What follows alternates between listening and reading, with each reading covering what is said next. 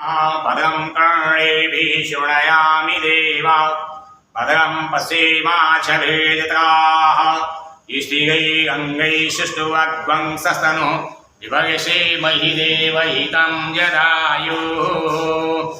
ॐ माधवो माधवो विष्णु माधवो माधवो हि स्मरन्ति माधवो नित्यं सर्वकार्येषु माधवः।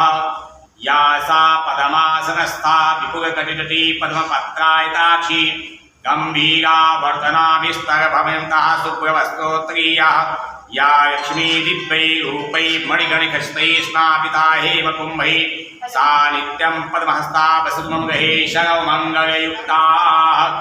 ॐ हरि ॐ हिरण्यवर्णां हरिणीं सुवर्णयुक्तसजां चन्द्रां हिरण्यवैक्षीं जातवेदो मावः ताम् आवह जातवेदो लक्ष्मीं पद्मगामिनीं यस्यां हिरण्यं विन्दे